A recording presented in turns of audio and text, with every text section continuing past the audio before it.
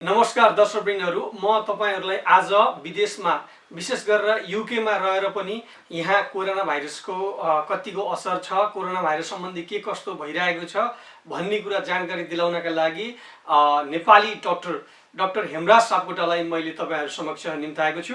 उहाँ पेशाले बाथरोग विशेषज्ञ हुनुहुन्छ र पनि उहाँ कोरोना भाइरसका बिरामीहरूसँग प्रत्यक्ष रूपमा काम गरिसक्नु भएको अनुभव भएको हुनाले उहाँहरूबाट केही कुरा जान्न र दर्शकहरूलाई दिलाउनका लागि मैले अहिले डाक्टर हेमराज सापकोटाज्यूलाई निम्ताएको छु। नमस्कार सर, तपाईलाई मेरो यो कार्यक्रममा स्वागत गर्न चाहन्छु। धन्यवाद ईश्वर सर। हजुर, मैले हजुरलाई किन आज मेरो यो कार्यक्रममा निम्ताएँ भने केही कुरा दर्शकहरूलाई जान्न दिलाउनको लागि, जस्तो नेपालमा और यहाँ युकेमा कोरोना भाइरस संसारभरि छरिएको छ। यो भाइरसले कतिको असर पार्यो र नेपालमा यहाँ के कस्ता भए, के कस्ता ट्रिटमेन्टहरू छन् भन्ने जानकारी दिलाउनका लागि तपाईँ त प्रत्यक्ष रूपमा कोरोना भाइरसका रोगीहरूसँग पनि काम गरिसक्नु भयो होला, तपाईसँग अनुभव छ। त्यसो हुँदाखेरि मैले तपाईलाई के भन्न र के सोध्न चाहन्छु भने, अब कोरोना भाइरस त संसारभरिको मान्छेलाई लाग्यो। अब सबभन्दा पहिलो प्रश्न के छ भने, नेपालमा नि कोरोना भाइरस अहिले चाहिँ 17,000 भन्दा बढी मान्छेलाई लागिसकेको छ र युकेमा चाहिँ 3 लाख भन्दा बढी मान्छेलाई लागिसकेको छ। त्यो हिसाबले चाहिँ युकेमा चाहिँ अहिले 45,000 भन्दा बढी मान्छे मरिसके। त्यो हिसाबले कम्पेरिटिभली हेर्दाखेरि चाहिँ नेपालका मान्छेहरू त 1% जति पनि सायद मरेका छैनन् होला। यसमा चाहिँ तपाईँको अनुभवमा के कारणले यस्तो भएको छ? यहाँका मान्छे किन धेरै मरे, नेपालका मान्छे किन कम मरे होलान्? तपाईँको केही अनुभव छ कि? ईश्वर सर, धेरै राम्रो कुरा सोध्नुभयो तपाईँले। मलाई पनि यो जहिलेसुकै यो कोही कुरा चाहिँ उठिराखेको थियो के। अनि मलाई चाहिँ के लाग्छ भने यसमा धेरै कुराहरू छन्, यसमा धेरै फ्याक्टरहरू छन्। त्यसमा एउटा त कस्तो छ भने, अब वेस्टर्न कन्ट्रीहरूमा, अब त्यसमा युके पनि इन्क्लुड भयो, फ्रान्स, स्पेन, इटली, यिनीहरूमा मान्छे चाहिँ धेरै जसो मान्छे अलिकति बुढाखाडा छन्, धेरै मान्छे नर्सिङ होममा बस्छन्। अनि यो कोरोना भाइरस चाहिँ कस्तो किसिमको भाइरस पर्यो भने, यसले 75 वर्ष मान्छे माथिकालाई असर गर्यो भने धेरैलाई चाहिँ ज्यानै लिँदो रहेछ, धेरै मान्छेको ज्यान लिँदो रहेछ। अनि अब तपाईँलाई एउटा इक्जाम्पल मैले दिन्छु, न्युयोर्कको इक्जाम्पल दिन्छु। यो मे महिनातिरको डाटा हो, त्यहाँ त्यतिखेर चाहिँ 15,000 जति मान्छे मरेका थिए। त्यसमा 75 वर्षभन्दा माथिका मान्छे तपाईँको 48.7% थिए। भनेपछि मर्ने मान्छे जतिमा आधा त बुढा मान्छे हुँदो रहेछन्। अनि त्यो जति बाँकी आधा मान्छे छन् तिनीहरू यङ पनि थिए। अब 24%, 25% जति 65-74 का, अनि अर्को 20% जति तपाईँको 45 र 64% उमेरका, 45 र 64 इयर्समा उमेरका, अनि कोही भर्खरका यङ मान्छे पनि थिए। तर जो मान्छेको मृत्यु भएको थियो त्यो मान्छेमा एउटा दुईटा अरू मेडिकल कन्डिसनहरू पनि थिए। प्राय जसो चाहिँ केही न केही रोगले पहिल्यै ग्रसित थिए। औषधि खाएर उनीहरू भनौँ राम्रो काम गर्ने यसो गरेर हिँडिरहेका थिए, तर धेरै जसोलाई कुनै न कुनै रोग थियो। अब मलाई यो फ्याक्टर चाहिँ मेन हो जस्तो लाग्छ। किन भन्नुहुन्छ भने, एक त तपाईँको नेपालको लाइफ एक्सपेक्टेन्सी भन्छन्, अब कतिसम्म जनरल मान्छे कतिसम्म बाँच्छ त नेपालको मान्छे, त्यो 71 वर्ष जति नेपालको मान्छे बाँच्छन्। अब युकेको नियर अबाउट 80 वर्ष जति, युरोपियन कन्ट्रीहरूको 80 जति छ। अब धेरै जसो बुढा मान्छेलाई लागेपछि त धेरै मान्छे मर्ने भयो। यो कोरोना भाइरसले त्यस्तै गर्छ। बुढो मान्छेलाई समात्यो भने, भर्खरै मैले इक्जाम्पल दिए जस्तै तपाईँको मर्ने मध्येको 50% मान्छे त बुढाखाडै थिए, 70 वर्षभन्दा माथि, 75 वर्षभन्दा माथिकै थिए। एउटा कारण त्यो होला, यता चाहिँ बढी बुढो मान्छे भए। अनि जो भर्खरका यङ मान्छे छन्, 75 वर्षभन्दा मुनिका मान्छे छन्, तिनीहरू पनि धेरै औषधि खाएर बाँचेका। अब हेल्थ सिस्टम राम्रो छ, सबै कुरा फ्री छ युकेमा। अब त्यसले गर्दाखेरि औषधि खाएर बाँचेका मान्छे भए। अब जब कोरोना भाइरस लाग्छ, तिनीहरूको शरीरले त्यो ब्यालेन्स बिग्रिन्छ र शरीरले थाम्नै सक्दैन, मरेको हुन सक्छ। एउटा कारण चाहिँ, मेन कारण यो हो जस्तो लाग्छ। तर यो मलाई फेरि कतिखेर चाहिँ यसमा अरू कुरा पनि हुनुपर्छ, यतिले मात्रै पक्कै पनि होइन, यो कारणले मात्रै होइन भन्ने किन लाग्छ भने, तपाईँको अब यो साउथ कोरियाको तपाईँ इक्जाम्पल हेर्नुभयो भने, अब त्यो त साउथ कोरिया त एउटा विकसित देश हो। त्यहाँको तपाईँको लाइफ एक्सपेक्टेन्सी हेर्नुभयो भने यो युकेको भन्दा पनि राम्रो छ, 83 वर्ष जति छ। त्यहाँ मर्नेको चाहिँ सङ्ख्या एकदमै कम छ, 2% को हाराहारीमा छ। अब यहाँ हुन्छ 15% युकेमा, उहाँ 2% किन भयो त भन्दा अरू पक्कै पनि अरू कारणहरू हुनुपर्छ। एसियन कन्ट्रीहरूमा अरू कुनै कारणहरू हुनसक्छ जसले मान्छेलाई बचाएको छ। अब त्यो के होला त? अब यस्तो तपाईँले भन्नु खोजेको चाहिँ हाम्रो गरिब मुलुकहरूमा एक त उमेरले नै 70 वर्षभन्दा बढी मान्छे बाँच्दैनन्, किनभने त्यहाँ डक्टर हस्पिटल प्राइभेट छन्, उपचार गराउन नपाएर जब सामान्य ठुलो रोग लाग्छ त्यहाँ उपचार गराउन नपाएर पहिले मान्छे मरिसक्छन्। यो विकसित देशहरूमा सरकारले चाहिँ नि हेल्थ फ्री गरिदिएको हुनाले सरकारले चाहिँ सबै कुरा फ्री गरेर बुढापाकाहरूलाई दबाई मुलो गर्दै गर्दै गर्दै माथिसम्म 70 वर्ष 75 वर्षसम्म पुर्याइराखेको छ। त्यसले गर्दा यहाँ चाहिँ 70 वर्ष 75 वर्ष भन्दा बढी मान्छेहरू पनि धेरै छन्, तुलनात्मक हिसाबले नेपालको भन्दा धेरै छन्। सही कुरा। त्यसरी बचिराखेका थिए र त्यसमा चाहिँ अहिले कोरोना भाइरस लागेको हुनाले भित्रको शरीरले अब फाइटिङ गर्न पर्ने भयो, दबाईले मात्रै गर्न सकेन भनेर उनीहरूको शरीर उमेर पुगेको कारणले यसै पनि इन्जिन शरीर चाहिँ नि कमजोर भएको छ यहाँको मान्छेको। त्यसले गर्दाखेरि चाहिँ 80 वर्षभन्दा माथि 70 75 वर्षभन्दा माथिका मान्छे मरेको हुनाले नेपालको तुलनामा धेरै देखिएको भन्नु खोज्नुभएको हो। त्यही सही कुरा, त्यही हो। अनि अर्को कुरा कस्तो के हुनसक्छ भन्नुहुन्छ भने तपाईँको यही कुरालाई मैले अलिकति अझ एक्सप्लेन गर्दाखेरि नेपालमा चाहिँ जो मान्छे अहिले एकदम कम मरे तिनीहरू चाहिँ मलाई कस्तो लाग्छ धेरै जसो क्वारेन्टाइनको फिगर हो। त्यो बाहिरको मान्छे अलिकति कमै मरेको उदाहरण छ। अनि क्वारेन्टाइनमा बसेका मान्छे कस्ता आएका छन् भन्दा तपाईँको इन्डियाबाट काममा गएका फर्केर आएर क्वारेन्टाइनमा राखेका। ती सबै मान्छे काम गर्न जान सक्ने मान्छे त पक्कै पनि तन्दुरुस्त अब हट्टाकट्टा मान्छे नै थियो होला। अनि कोरोना टेस्ट पनि धेरै जसो त्यही क्वारेन्टाइनमै भएकालाई गरिएको छ। गर्दाखेरि कस्तो मान्छेलाई टेस्ट गरिएको छ भने जो मान्छे हट्टाकट्टा छ, जसलाई कोरोना लागे पनि हट्टाकट्टा भएको मान्छे, काम गर्ने सक्ने त्यस्तो किसिमको मान्छेलाई लागेको भएको भएर तपाईँको कम तिनीहरू त सोझै अब कोरोनाबाट चाहिँ कोरोनालाई तिनीहरूले जित्न सक्छन् र त्यसबाट चाहिँ सन्चो भएर जान सक्छन्। त्यो मान्छेलाई लागेको भएको भएर पनि मर्ने मान्छेको सङ्ख्या कम भएको हुनसक्छ। अर्को कुरा चाहिँ हाम्रो नेपालका अहिलेका प्रधानमन्त्री केपी शर्मा ओलीज्यूले भन्नुभयो नि, बेसार पानी खाऊ तातो पानी खाऊ सन्चो हुन्छ भनेको हुनाले चाहिँ सायद नेपालका जनताले त्यही बेसार पानी खाएर हो। या तपाईँलाई एउटा कुरा के गर्नु भने हाम्रो भान्सामा पकाउने जुन मसलाहरू छन् तिनीहरूबाट नेपालका प्रधानमन्त्रीले भनेको जस्तै साँच्चै नै इम्युनिटी पावर बढाउने हो कि बढाउँछ अथवा अरू कुनै औषधिहरू अप्नाएको छ? युकेले के कस्तो औषधिहरू अप्नाएको छ? त्यत्तिकै चाहिँ खालि त हस्पिटलमा लगेर त राखेको छैन होला, केही न केही त ट्रिटमेन्टका तरिकाहरू गरे होला नि। केही मेरा दर्शकहरूलाई भनिदिनुहुन्छ कि? अब यो पनि राम्रो कुरा निकाल्नुभयो। अब हामीले चाहिँ यहाँ चाहिँ यो तपाईँको बेसार, हजुर, अब अदुवा हामीले चाहिँ धेरैले खाएको देखिन्छ। यो खाँदाखेरि चाहिँ यो कोरोनालाई चाहिँ निको पार्न सकिन्छ। अब प्रधानमन्त्रीले पनि त्यस्तै कुरा उठाउनु भयो। अब यो के हो भने यी कुराहरू चाहिँ एउटा हेल्दी फुडहरू हुन्। अब हामीले पहिलेदेखि खाइराखेको हाम्रो चाहिँ ती नराखिकन खान पाक्दैन।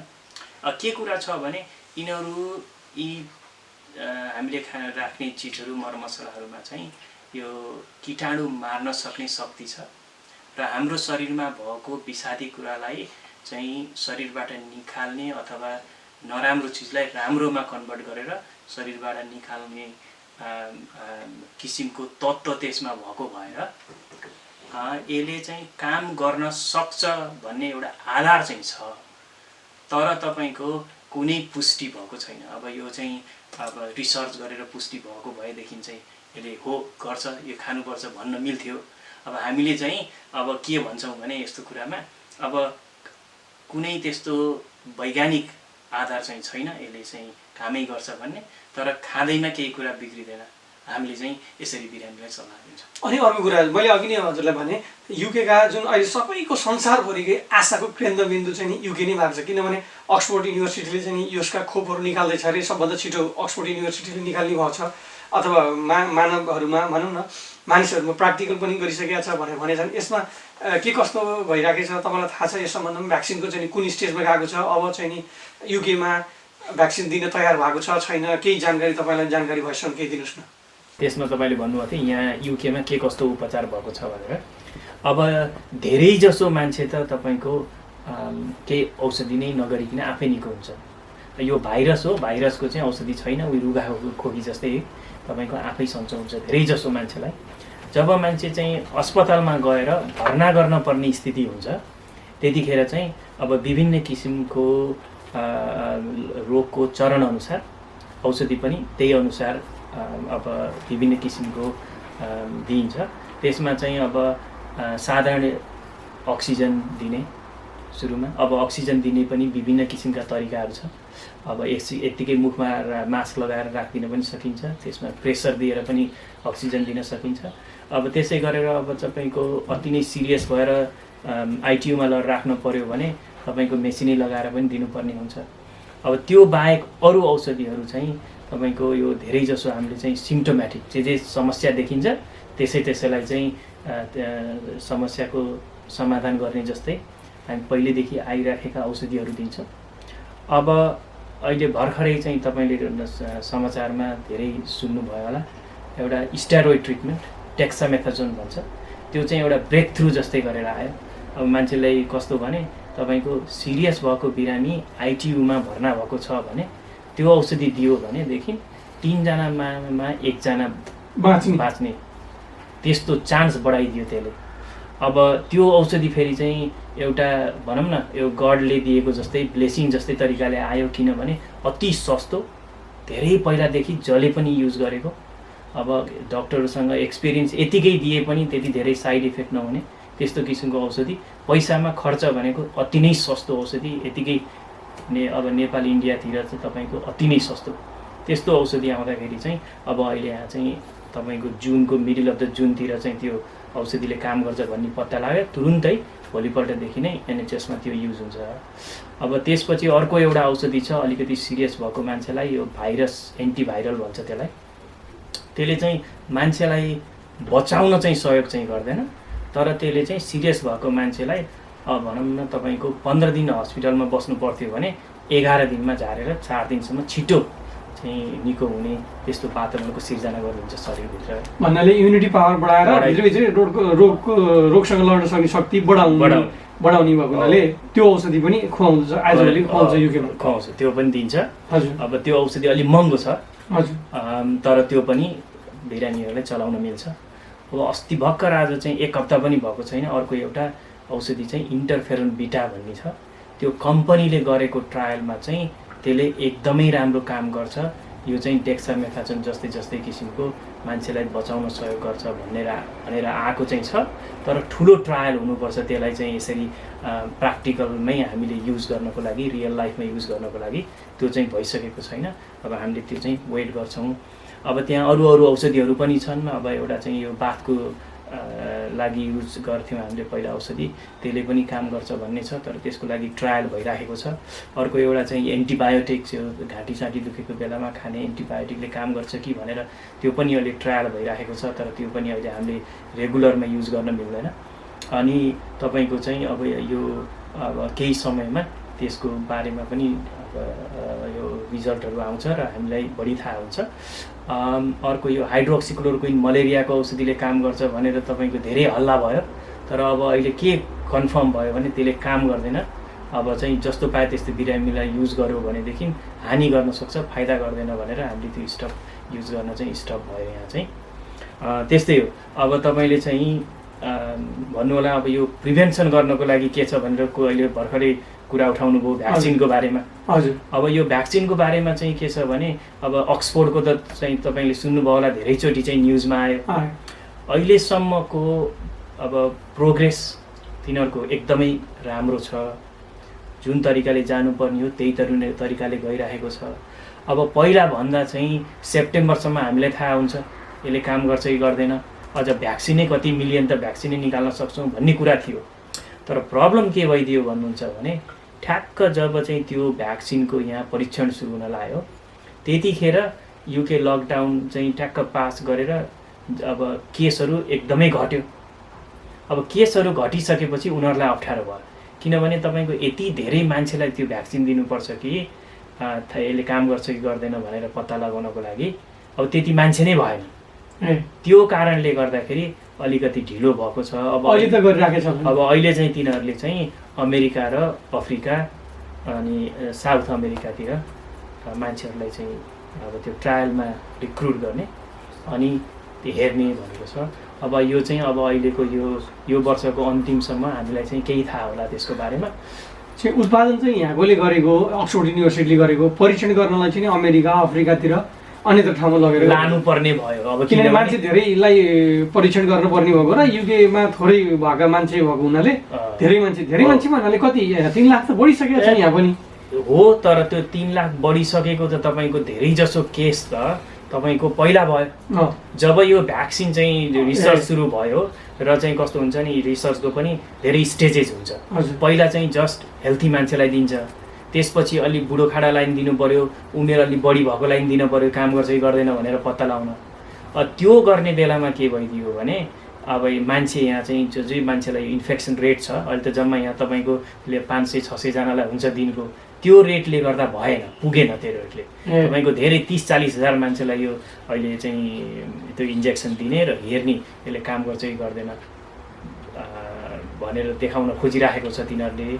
तर यहाँ कस्तो भइदियो भने अब हुने मान्छे नै कम भएपछि तपाईँको चाहिँ यसले काम गर्छ कि गर्दैन भनेर कसरी थाहा पाउने? कि चाहिँ होल कन्ट्रीलाई दिनु पर्यो?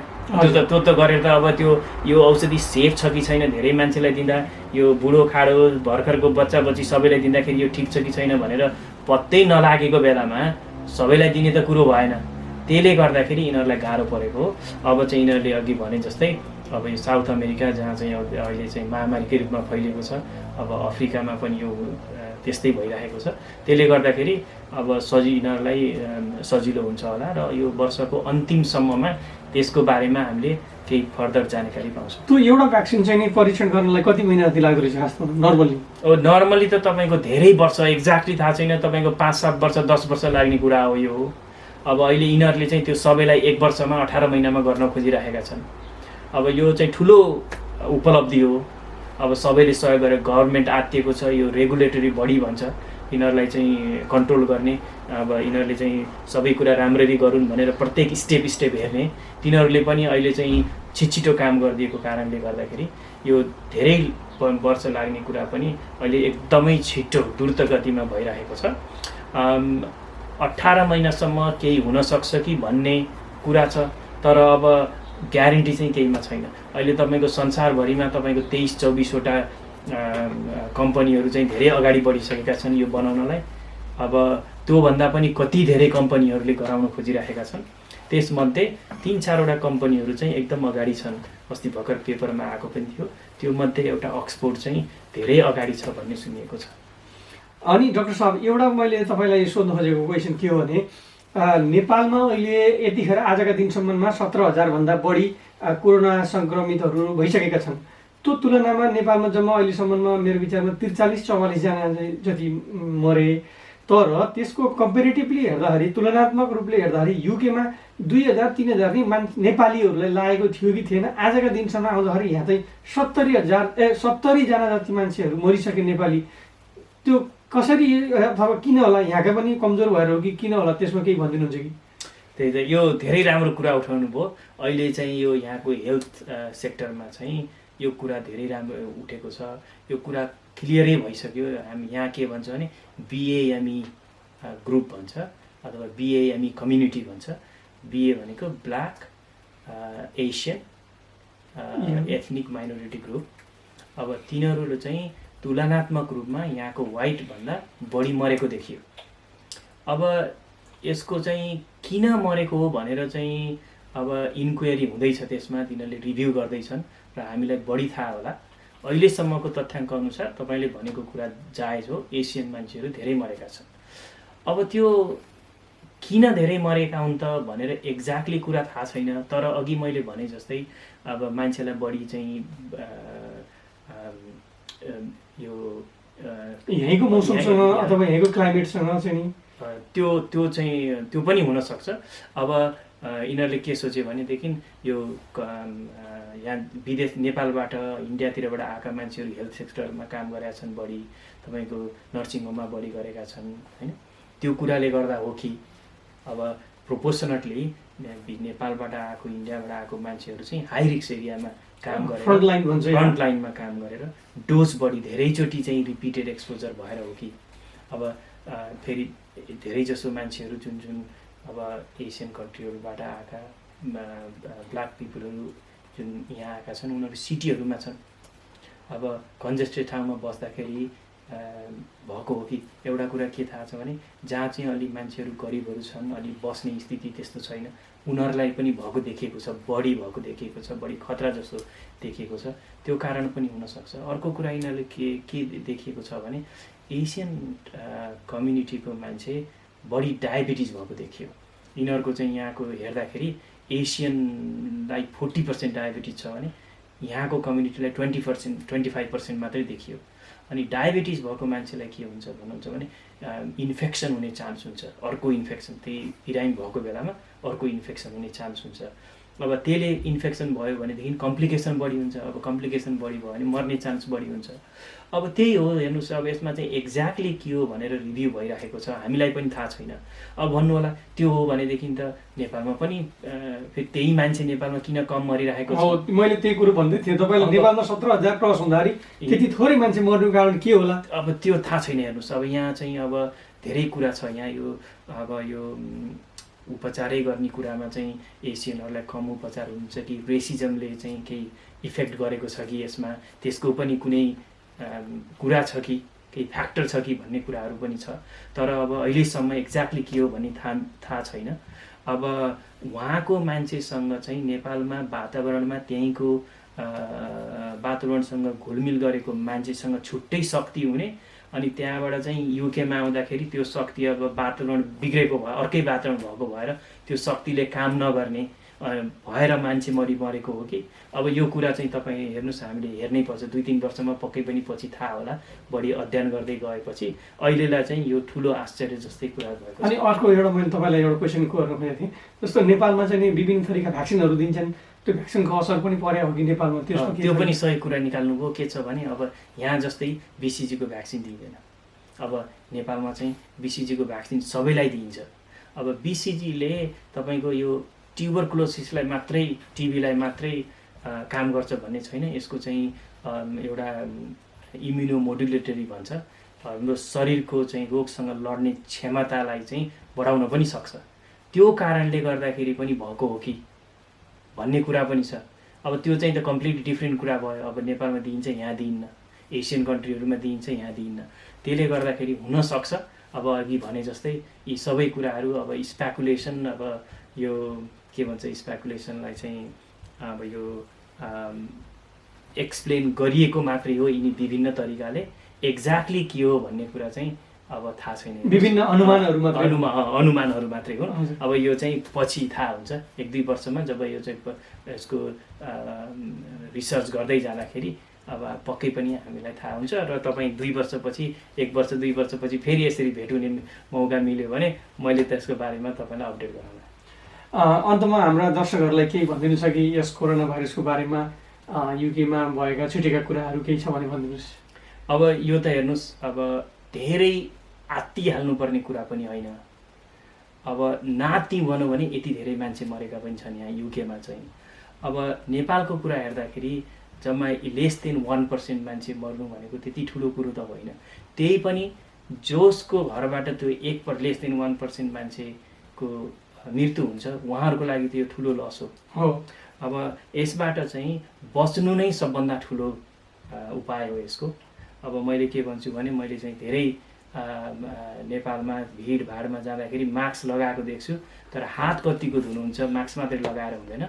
हात धुने, मान्छेको चाहिँ ह्यान्डसेक नगर्ने, नमस्कार गर्ने, त्यो सबैले गर्नुहुन्छ। नजिक नबस्ने, 2 मिटरको दूरी राख्ने, त्यो नबिर्सिनु होला। मैले त्यति भन्न चाहन्छु। हात धुनेले मान्छेलाई बचाउँछ, मास्क लगाएर मात्रै हुँदैन। किन यो हातबाट डाइरेक्ट मुखमा नाकमा छुइन्छ भनेर हो कि कसरी? त्यही नै हो। तपाईँको कस्तो हुन्छ अनि हातमा चाहिँ कति 10 मिनटसम्म चाहिँ कीटाणु रहन्छ भन्ने कुरो सुनेको थिएँ। अब यो चाहिँ त्यो पनि तपाईँको चाहिँ यो एक्ज्याक्टली थाहा छैन। अब कति मान्छेले एक दिनको दिन धेरैचोटि थाहा पाइ नपाइकन मुखमा हात लान्छ, फेसमा हात लान्छ। अब त्यसो गर्दाखेरि चाहिँ अब कीटाणु सर्ने एउटाबाट अर्कोमा भनेको सबै हातबाटै हो। त्यही भएर 20 सेकेन्डसँग हात राम्ररी साबुन पानीले धुने, त्यो गर्नु नै सबभन्दा ठुलो उपचार हो यसको। अब मलाई त लाग्दैन थोरै मान्छे नेपालमा मरेका छन् भनेर त्यसरी बस्नु, त्यही नै म भन्न चाहन्छु। हस् त, धन्यवाद।